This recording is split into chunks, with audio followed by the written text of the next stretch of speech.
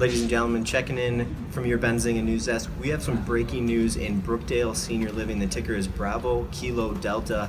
The stock opened for trade today flat. It popped about 5%. It was a slow rise to about 5%.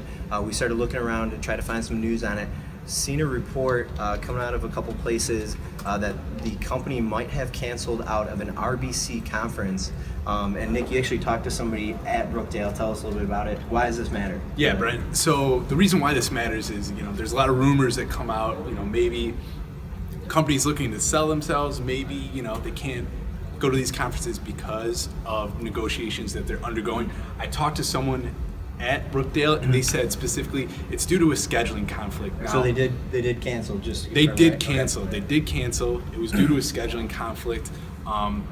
One of the reasons why people kind of speculated on it is because Land and Buildings, which is an investment manager who has a pretty large stake in the company, has really called on them to start doing some deals. They want them to sell their real estate portfolio, which they estimate is around $7 billion, worth as much as that. They believe the stock could go as high as $25, and it's at $15 right now, so it's pretty good upside. Two of the things that they want the company to do is they want them to sell the real estate and distribute it to the shareholders, and then they also kind of want to switch to more of a management company and not as many real estate assets. So they kind of want to just switch their contracts to management leases and go from there.